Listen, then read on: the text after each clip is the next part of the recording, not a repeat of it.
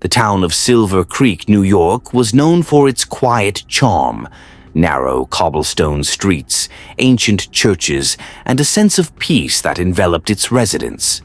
Nestled on the outskirts was the Holy Cross Convent, a stately ivy-covered building where the town's most devout women dedicated their lives to the service of God. At the center of the convent was Mother Superior Eliza Winters, a woman revered for her unwavering discipline and spiritual strength. To the outside world, Eliza was the epitome of virtue, strict, pious, and unyielding in her commitment to the church. But within the cold stone walls of the convent, Eliza had her own dark desires, ones that gnawed at her every day. The authority she wielded over the nuns was not enough to satisfy the growing emptiness inside her. Her downfall began with David Cross, a 21-year-old drifter sentenced to community service at the convent after a string of petty crimes. From the moment Eliza laid eyes on him, she felt a pull, something forbidden yet thrilling. David, with his boyish charm and quiet defiance, intrigued her in a way that no one ever had. As he worked in the garden, tending to the flowers and pulling weeds, Eliza found herself lingering near him, drawn to his youth and vitality. What began as innocent small talk soon morphed into something far more dangerous. Eliza sought out moments to be alone with David, offering him cool water on hot afternoons and speaking to him in ways that made her own heart race. She knew what she was doing was wrong, her vows, her duty to the church, but the pull of David was too strong to resist. It was a sultry evening in early summer when everything changed. The convent was empty, the other nuns attending an evening service, and Eliza had orchestrated a way to remain behind. She found David in the courtyard, wiping sweat from his brow as the setting sun cast a golden glow on his skin. Without a word, she approached him, her eyes betraying the calm exterior she had worked so hard to maintain. David, ever perceptive, caught the subtle signals in her gaze. He leaned in, brushing his hand against hers, and the dam Eliza had built within herself shattered.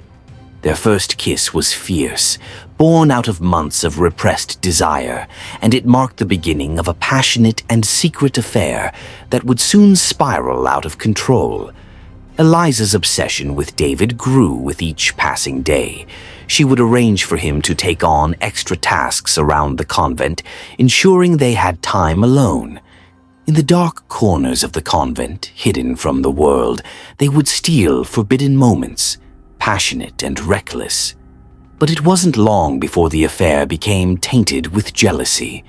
Eliza, nearly twice David's age, felt the sting of insecurity. The thought of David being with someone else, a younger woman, gnawed at her. The more possessive she became, the more David began to pull away. It was during this time that Lucas Farrer, a 25-year-old carpenter, was hired to make repairs on the convent's roof.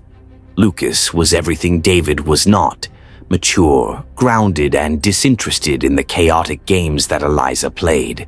He kept to himself, focusing on his work and rarely speaking unless spoken to. But to Eliza, Lucas was a new puzzle to solve, a new obsession to feed her insatiable hunger for control and affection. Eliza began to pay more attention to Lucas, offering him refreshments as she had with David. Unlike David, however, Lucas didn't immediately fall for her charm. His aloofness only deepened Eliza's desire to win him over, to have him succumb to her like David had. Eventually, after weeks of flirtation, Lucas relented.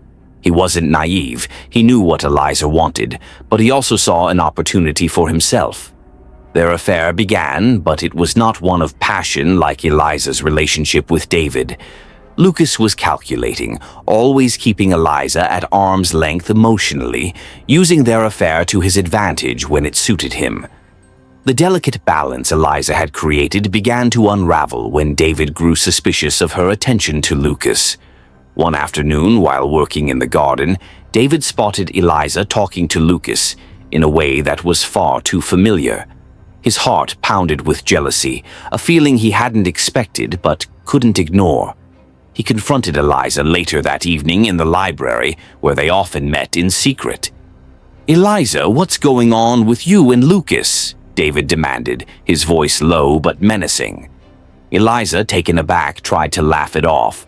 "Lucas is just doing his job. You're imagining things." But David wasn't convinced. He saw through the lies, the subtle shifts in Eliza's demeanor whenever Lucas was around. The tension between them grew, and soon their once passionate encounters became filled with arguments and accusations. Eliza's once perfect world was starting to crumble, and she knew it. It was in the midst of this chaos that Matthew Rivers, a 28-year-old delivery driver, entered Eliza's life. Unlike David and Lucas, Matthew was older, more experienced, and far less easily manipulated. Eliza found herself drawn to him not because she could control him, but because she couldn't. He was indifferent to her charms at first, treating their interactions as nothing more than routine. But Eliza was persistent. She made sure Matthew had more deliveries to the convent, seeking out reasons to see him. When he finally gave in, their affair was explosive, different from the others. Matthew didn't care about Eliza's power or status within the convent. He wasn't there to be controlled, and this loss of control both terrified and excited Eliza. She became addicted to the thrill of being with him, even as the other parts of her life spiraled out of control. By now, the tension between the three men had reached a breaking point. David, still clinging to his relationship with Eliza, had become increasingly paranoid. Lucas, growing tired of the charade, distanced himself but still held a quiet resentment toward Eliza for toying with him. And Matthew? He simply watched from the sidelines, biding his time, knowing that he had the upper hand. It was on a stormy night when the winds howled through the convent's old stone walls that everything came crashing down. David, driven by jealousy and rage, stormed into Eliza's quarters, demanding answers. He had heard the whispers around town, rumors about Eliza's involvement with other men, and he could no longer contain his fury. "Eliza, this ends now. You're mine," he shouted, his voice echoing through the empty halls. Before Eliza could respond, Lucas entered, having overheard the commotion. The two men, once strangers, now stood face to face, both fueled by a deadly combination of jealousy and betrayal. But the story doesn't end there.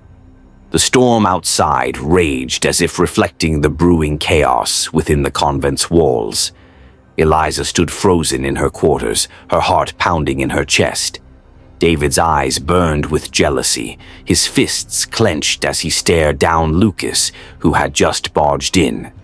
The air between them crackled with tension, and it was clear that the fragile facade Eliza had so carefully constructed was about to shatter. "What the hell is going on, Eliza?" David demanded, his voice trembling with a mixture of anger and desperation. "How long have you been with him?" Lucas, ever the calm one, crossed his arms and smirked. "It doesn't matter, David.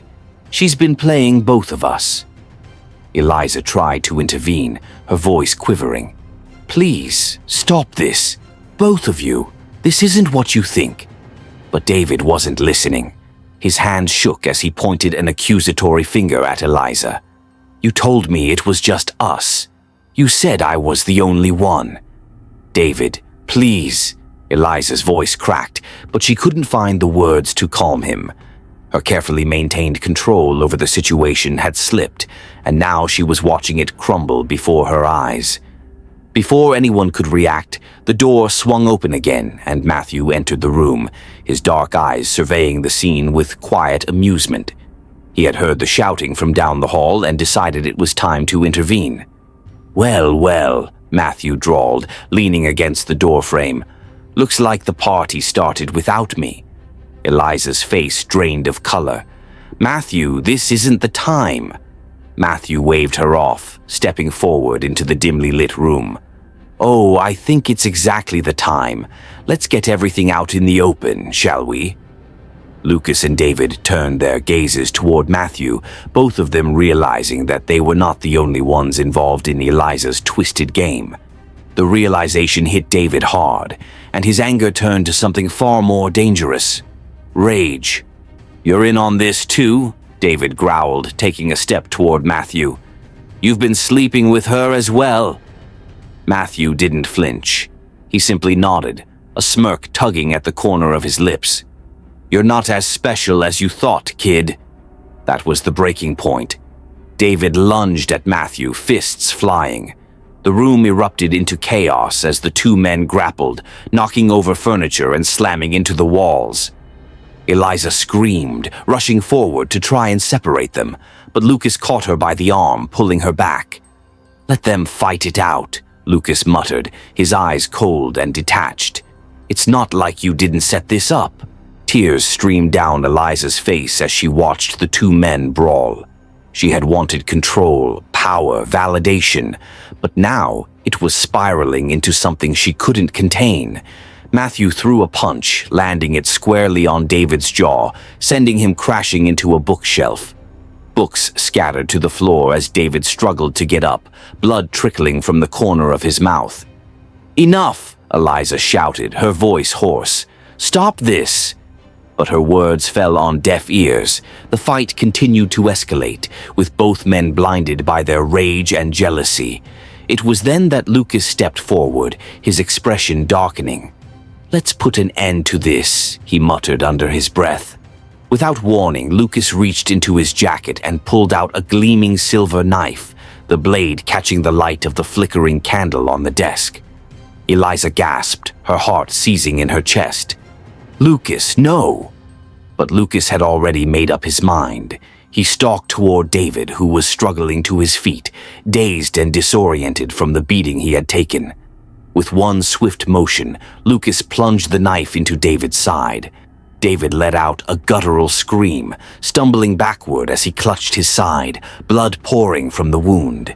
He collapsed to the floor, gasping for breath, his eyes wide with shock and pain.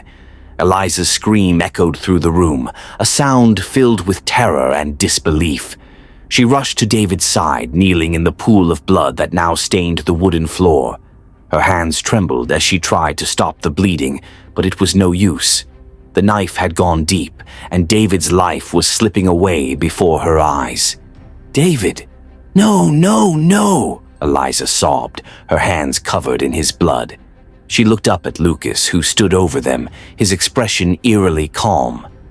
"This is what happens when you play with people's lives, Eliza," Lucas said coldly, wiping the blood from the knife on his sleeve. "You should have known it would end like this." Eliza's world spun, her mind racing to comprehend the horror unfolding in front of her. But before she could respond, Matthew stepped forward, his eyes narrowing as he looked down at David's motionless body. "We need to clean this up," Matthew said, his voice devoid of emotion. "We can't leave him here." Eliza, still in shock, barely registered Matthew's words. She was lost in her grief, in the realization that her desperate need for control had led to this moment. David, the man she had once loved, now dead at her feet. But Matthew wasn't one to waste time. He grabbed Eliza by the shoulders, forcing her to look at him. "Eliza, focus. We need to get rid of the body, or we're all going down for this." Eliza blinked, her tear-filled eyes locking onto Matthew's stern gaze. Slowly, the weight of the situation settled in. She nodded, though her hands still shook. Lucas, ever pragmatic, was already taking charge. "There's a storage room in the basement. We can hide the body there for now." The three of them moved quickly, their minds numb to the horror of what they were doing. Lucas and Matthew lifted David's lifeless body, dragging him down the narrow staircase to the convent's basement. Eliza trailed behind them, her vision blurry from the tears that wouldn't stop. The basement was cold and damp, the smell of mildew hanging heavy in the air. They found an old storage trunk, large enough to fit David's body. With grim determination, they placed him inside and shut the lid.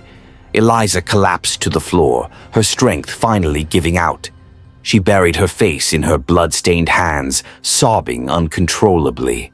How had it come to this? How had her life spiraled so far out of control? But Lucas and Matthew were already thinking ahead. "We need to cover our tracks," Matthew said, his voice sharp.